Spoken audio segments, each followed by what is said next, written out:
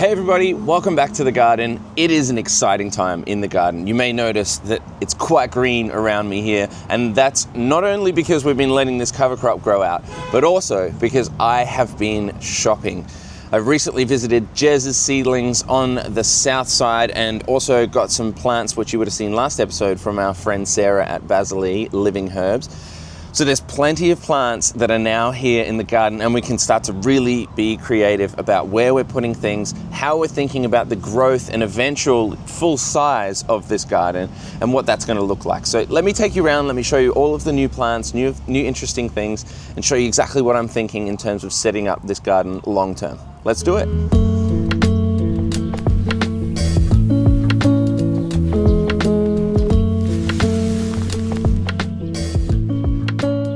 So if you're anything like me, when you get the opportunity to go to a plant nursery or something like this, and there's all of these incredible plants that we just want to grow all of them, you know, you're just walking around going, oh, I'll have one of those, one of those, one of those, one of those. I had to think a little bit strategically about the kind of things that I wanted before going in. I kind of had a little list before visiting Jez, and I knew the types of plants that I wanted. I did want some things that I eat, so some edible stuff. I did want some medicinal stuff because I want to be teaching a little bit about some of the alternative ways in which we can use some of the plant life for medicinal purposes. I also wanted some ones that are good for chop and drop, or feeding the soil, or, you know, being a good companion with some of the other plants that we wanted. So those are the choices and the decisions, the things that were going through my head when I was walking around the nursery. And the other thing that was going around my head was, do not buy more than you need. Please do not buy more than you need. And what did I do? Probably bought more than I needed. So anyway, that's what it is. We'll start in the shade here quickly because I want to show you the chili experiment. This is morning shade, so you can kind of see that the sun comes across this way down here. All of this garden is in full sun already. It's like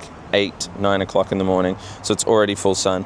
We'll get to all of this in a second, but all of these chilies here in the shade, which will get some nice afternoon sun, are doing so well. This is the mother plant, just absolutely killing it with that health. It's just looking absolutely beautiful. Chilies coming on there, flowers galore, just absolutely everywhere. So this one we're treating with our living soil techniques. Remember, we used cover crop, we used compost, we're feeding the microbes, feeding the life in the soil, and it's absolutely reciprocating. It's doing so well. Some of the little purpling on the stem, which is really, really interesting.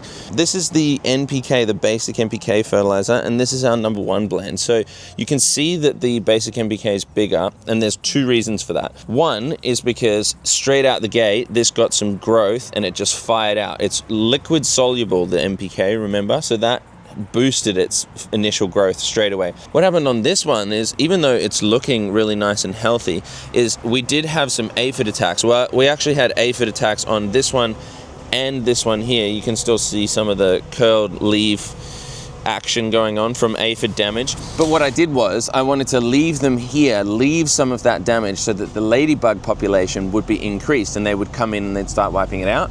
And lo and behold, they came in and they started wiping it out. So it shows that even if you do have a little bit of pest pressure, you just wait for those predators to come in. You can release some as well, but I waited for the predators to come in, and then they came in and did the job of wiping out all of the aphids. So now they're aphid free. This did also have a whole nother section that was coming off the back here, so it kind of looked more even in size, but it was broken off by something. Some animal tried to get into it and it sort of snapped off down underneath there. But for the most part, look, all this growth that's coming back after the aphid damage and after the attack looks beautiful. So that's just a quick chili update, but if you want to know more, follow along for the actual chili side by side, where we'll dive into a lot more of what's going on with these plants. Feijoa has been absolutely firing off. It's loving this spot since going in the ground. It's bushed out quite a lot, some beautiful new tips all appearing. Looks healthy, there's no bug damage on it, and obviously the chickens are going and scratching underneath, and the duck. I've sectioned it off so they can't get under these fruit trees, but look, the banana has come back. How exciting.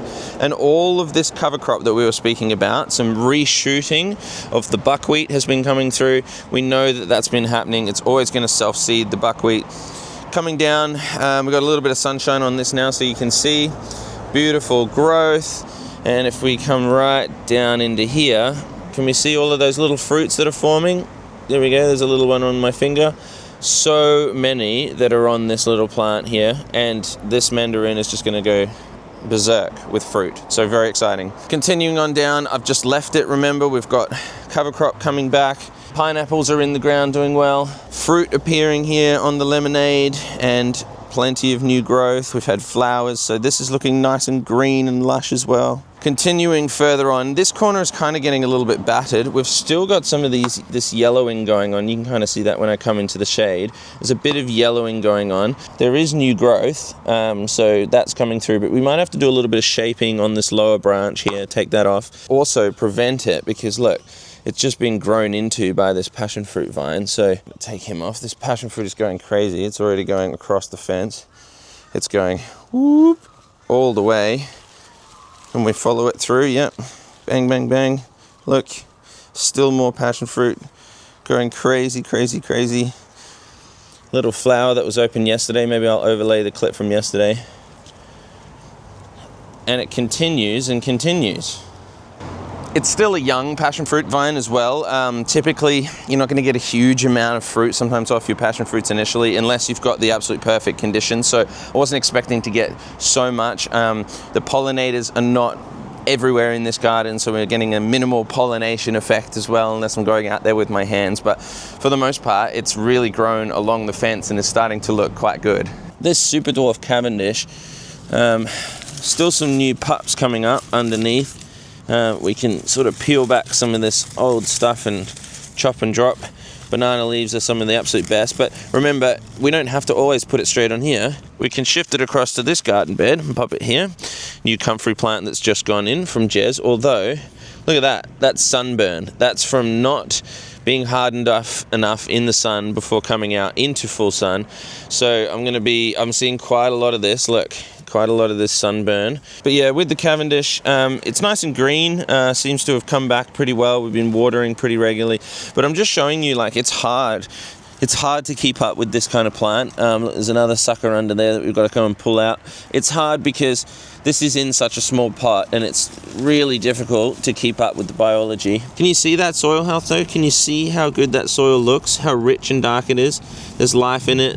There's worms before. Look, there's roots. Can we see those roots there? That's coming up to feed on that mulch layer. It's breaking down on top, and then these roots are coming and feeding straight into it. So that's a feeder root. That's beautiful. It's exactly what we want to see. All right, now let's give you a little bit of a sort of wide shot of this garden, and you can see behind me. I'm sorry that the way that the light works and the sun works, it's difficult to see, but it has been going crazy. I've been letting the cover crop grow. We've got all of the brassicas things. We've got the mustard. We've got the daikon radish. You can see that I've left them bolt and they've gone to flower, because this is really good for our pollinators. It's going to bring these guys in, and it's also creating more shade. You know, all of this, the leafy matter, it's just everywhere, see? It's just continuing to grow and continuing to cover the soil. And covering the soil is so important in this heat. It's been plus 30 degrees most days, and this is getting, you know, sometimes 6 to 8 hours at least of full hard sun. So you need something growing over the top, because it's going to reduce that temperature of the soil. It's going to allow things to stay moist underneath and to allow some of those plants to still thrive in the understory. So here's a good example. You can see some still going to flower. We've got plenty of the other leafy greens still in here, but look, this is our native. This is our acacia that we originally planted last week. So that's in, it's still doing well. It's just gonna bust out, but I'm leaving all of the leaves around it so that it's still protected a fair bit and the little baby seedling's not gonna die. First one of the new plants under here actually is yarrow. This is a really cool little medicinal herb, yarrow, that I've just popped in. So this one's underneath, again, understory. If I chopped all of this off and I exposed this to the full sun, it'd probably get cooked. So we're trying to keep it in this understory for the time being, and hopefully that'll thrive, and we've got more that we can grow up over here. Coming around here, obviously we've got a beautiful cowpea, which is really nice. It's starting to spread out and flower, which is cool. Such beautiful little purple flowers, which are really nice. But next to it, I've got another medicinal plant. This is mugwort. And I get a little focus on the end, looks quite interesting. Some interesting shaped leaves, but this mugwort is planted in underneath. Mugwort, medicinal herb from Jez's Seedlings. So this one can actually be relatively fast growing and invasive, but again, we're going to use it chop and drop. This is a manageable space for me, so I can plant lots of things close together and keep them well trimmed. So pleased to have that one in. That's going to be a fun one. More comfrey, as mentioned before. I've just been planting them sort of around the edges and around the borders so that I can pick them off and use them. Coming around this side, look at the size of this daikon that's going into the ground. This is breaking it all up, and it's pushing down and breaking apart that compaction. But honestly, like, you know, I'm gonna have to come and chop and drop this soon. It's just going crazy, and then it's going to be eventually stealing nutrients. Like we want to take away some of these plants because they're going to be stealing nutrients from our main crop, one of which is a papaya. So this one's a red papaya. It's a really beautiful one that Jez assures me is a great fruit. And when you've got good genetics that's locally adapted, they're great to be saving the seeds from and passing them around, because then you know that it's going to do well, you know that it's tasty, and we're selecting for a good variety. So this one's going to grow up all the way up, provide some shade over this area, and also give us some lovely papaya. I brought the rosemary in. I haven't planted that yet. That's still in a pot with a few weeds coming out of it. Still more clover flowers, so gorgeous. Another cowpea. Then look, sweet basil from Sarah, Basil E. This one's doing well, smells absolutely delicious. Been using it in some cooking. Got a marigold coming through, so we're gonna get some more flowers in this area. Wonderful. Moving along, just under the bridge here, remember that's our little other native just here. This is going to be coming back. I'm just protecting it still. We'll see if it comes back. There is some new growth on it, but again, it's been hot, so we'll let it have a little bit of time. Another comfrey, again, a burnt comfrey going in there. Around the side, this is our perennial basil, so very excited to get this into the ground. It fully outgrew its container already, the one we had it in last time, and is now flowering and starting to bring some pollinators into the garden, which is exactly what we need. Perennial basil is just amazing for the bees and smells really good too. More cover crop species, but also a peanut. Okay, we've chosen this peanut, this one again from Jez's Seedlings, big pink. This peanut is going to provide some awesome nitrogen fixing because it's a legume, and it's going to be an understory for our new soursop tree. I've been wanting to grow one of these for so many years. I've heard so many amazing things about their medicinal properties, anti-cancer properties, things like this, but we've got ourselves a little soursop tree here, which is little for now, but most likely won't be real soon. These things can grow enormous, so this could grow right up into this space and completely shelter this area. I'm going to be doing some shaping, obviously, because this is a small space, so I need to shape the plant and keep them relatively small, but I'm just so excited to be growing soursop and to see whether or not we can do it. But this is the reason why we've got legumes underneath your main crops to help them with that cycle of nitrogen, adding, fixing to the ground, covering it, all of the above. I know it's hard to see now, but also this, when it grows up, is going to shelter that garden behind it, which is full of flowers. And in the afternoon, all of that gets absolutely cooked. So this is going to be a little bit of a sunbreaker for that side. So very excited. Soursop. Coming over to the next bed, remember, we have our ornamental ginger still in. We've been chopping and dropping with that, and it's also using for some shade. But what we did get from Jez's Seedlings is a cool turmeric. I think it's a red turmeric, culinary tuber turmeric that's upside down.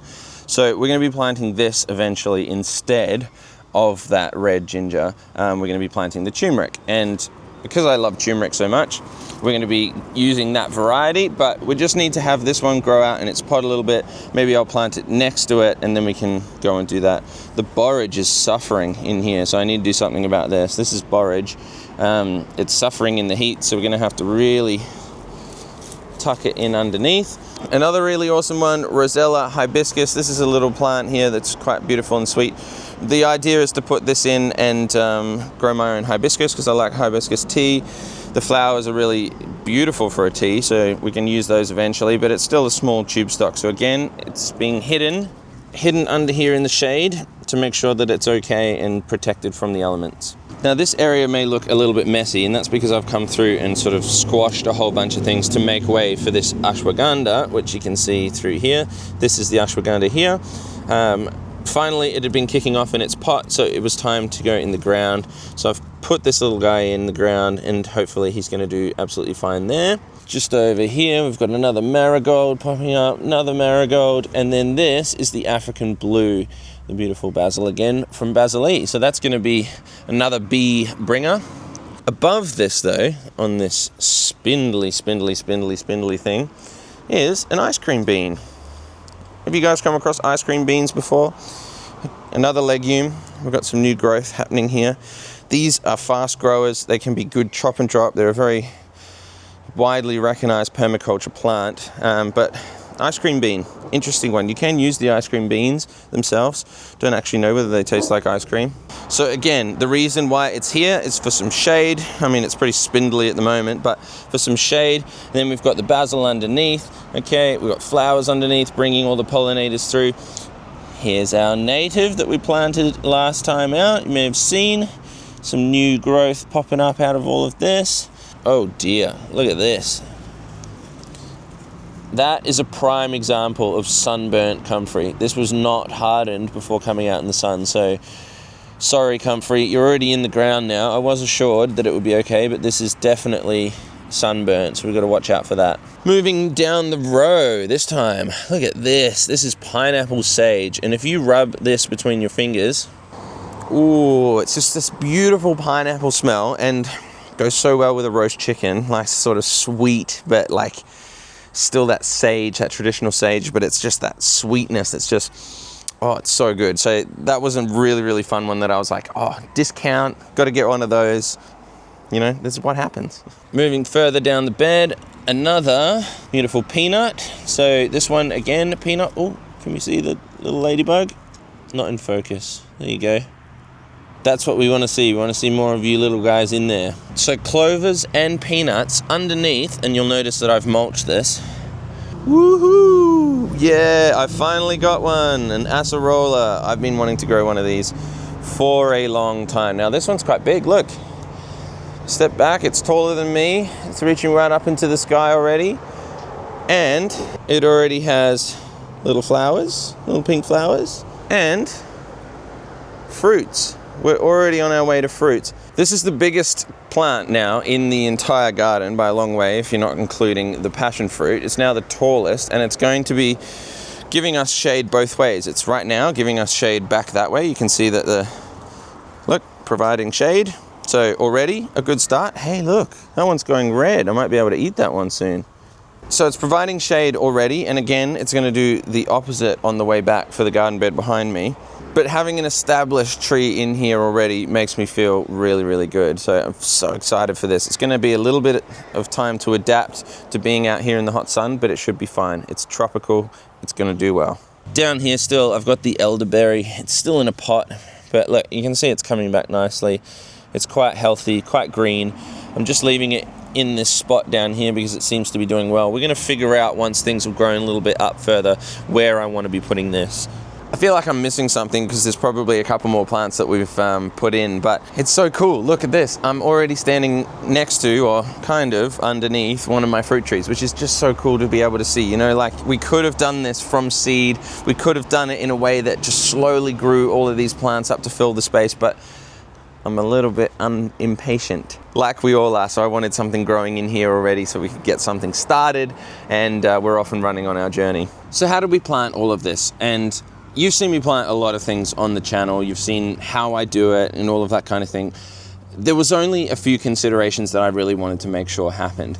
Obviously, when we're working in this garden bed, we want to keep it within the confines of this garden bed, knowing that it's going to be growing outside. You can already see when I'm walking down the path here that it's overgrowing on both sides. So for example, like this pineapple sage, I had to really make sure it's in off the path. So when it starts to decide to come out like this, we're not brushing past everything as we walk through, like we are already with these that are falling over. Still some pretty flowers though, so it's worth it. Okay, I've come down into the shade underneath the passion fruit tree because it's quite hot, but I also spotted this. Look, a little ant's nest.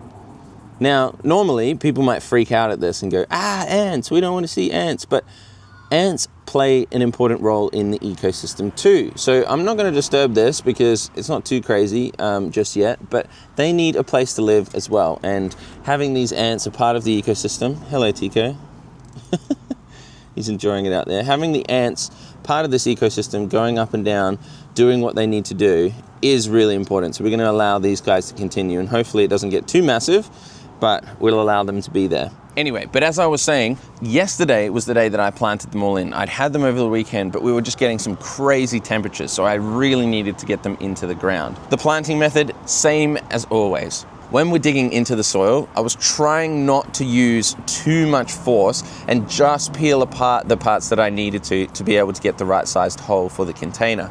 Then, of course, we were using our trusty mycorrhizal fungi mix and trichoderma mix, because as we know, having that mycorrhizal fungi in at the root system allows it to colonize that root in and around the root and extend it out for meters and meters into the soil, essentially extending the root system to be able to get those resources and bring them back for the plant, moisture, nutrients, all of the above. So after we'd done that, it was just a matter of planting each plant in its hole, taking it out, putting the mycorrhizal fungi dust all over the hole and on the root ball, and then plonking it into the soil. With the acerola, obviously it's a much bigger tree, so we needed a strong support system down underneath, and I wasn't necessarily too keen to dig that far down into the soil. You can see that it's up right in the middle of the mound, and that's for a reason, because we don't necessarily want it sitting in too much water. We can have the water running off and allow those roots to go and spread and search for that water. So because we didn't have a huge amount of extra soil to be adding, I just went through and added Red Soil Organics Morpheus compost on top of the planting hole. So when we put it in there, we added a nice decent layer of that compost on top and around, just to kind of really solidify it in there. And then we went and got some of the aged pine mulch, because again, we want mulch on top of that soil. I could have chop and dropped, actually, some of the stuff that's behind here. I could have chop and dropped, but for now, we wanted just a nice ring of bark so they can tell exactly where it is, and we can allow that to grow up and thrive. Just quickly down here, little update. This is our ayahuasca vine. You can see that it's coming through and it is growing up. It's competing a little bit with the weeds, so I do tend to sort of come in, rip the weeds out, and just drop them straight back down. But there's the vine in here starting to thicken out, and I'm sort of trying to weave it through so that it'll eventually grow up and over this. Once it starts to really hit its stride and come out, it's just one of those insanely fast growing plants that's just very, very vigorous. And I've had one before where the trunk of it, the actual stem, is like a good size of my arm coming out of here, which is like crazy. This one is a little pomegranate. Look, we just picked this up at a real cheap hardware store one, and I've decided I'm actually going to do a bit of a experiment with a product that I was sent from a friend. So I'm going to use this in a future video, so stay tuned what we're about to do with this pomegranate. I'm going to show you how to grow one of those. I've always loved pomegranate, such an interesting one, and we've got some new growth on the tips there, but we're going to be putting this into a special pot, and I'll show you that on a future video. So for now, I'm staying down here with the ayahuasca. All right, a quick little look at this garden for now. This is finally starting to do something. We've got all the flowers that are in. There's lavender out the back. Chrysanthemums, okay, some nice yellow chrysanthemums coming through. Look, plenty of flower sites. We've got our stinging nettle from Cam and Organic Ferments doing well, but just don't touch this. Still in a pot, obviously, because I just don't know where to put this one. Star cluster. Beautiful purple star cluster. Really enjoying this one. Rosemary, nice and close to the front door, so I can come out and cook with it. And then we've also got this Angelonia that I'm trying to put in. There we go. Look how beautiful those purple flowers are. And nice sort of green, waxy leaves. This Angelonia is going to go in here as well. I just got to work out what to do. This is really annoying. It's kind of this fast-growing lily-pilly bush that I've had to keep trimming back. I've just trimmed and chopped and dropped underneath there. But this is still messy as, and unfortunately the chickens really love to get in here. Look, this is the chickens just jump the fence and they come in and scratch through this garden bed consistently, so it's usually very messy. So this is probably my last thing that I'm going to come and finally fix up. Remember, over here, once we've got some of these trees that provide the shade, so that this stuff over here doesn't get too crazy. And look at these. Remember, these are a weed. These just pop up out of the concrete here, just underneath. Just popping. This is a whole ecosystem in itself underneath here. Some people really don't like it. They just want to get rid of these. They go, it's a weed, it's bad. And yes, if it's self-seeding everywhere, it's crazy. But I think it gives it such a nice little bit of color. You can see all the leaves that accumulated from so much rain that's come through the last few days. Got to do a bit of a clean up here. But for the most part, I like the color. I like what it's doing. What should we call him? Oh, wow. Just peeling him back, look at all this mycelial growth. This is what wood chip does. It's just amazing. All right, I don't know how long I've been filming for, walking around just telling you about this garden, but I needed to give you an update. I needed to show you what's gone in, needed to talk about how we planted those and what we're thinking in terms of considerations. Basically, we're trying to create that succession that we were talking about last time. We're trying to improve the canopy space. We're trying to bring some plant life in, some diversity, and eventually get ourselves to the point where we can have some fruit and some medicine right from our garden. So I'll come back into the shade for this last part, but thank you so much for watching. I really want to know how you find going to a plant nursery and trying to stop yourself from buying so many plants. And then also what you're thinking of my setup, what plant choices I've made and what you're thinking about the succession and how you think that's going to look long term. Remember, it is relatively close. Some of these things are planted well and truly close together and within the confines of each other's root systems. But I want to show you that it's possible, that you can manage these things even on a scale where it is quite small. If you've got a small growing space, we can still pack this out, make this a very productive space full of food and medicine, like I said, bringing that sovereignty back to ourselves and having something that we can be really proud of when we walk out and see it every single morning. So I'll leave that for today. I've got plenty of videos coming up on some very exciting things over this hot summer, but I'm so excited to have you along for the journey. So if you're not subscribed already, please hit that subscribe button, drop a comment like I said, and I will see you very soon on the next video. Take care. Bye for now.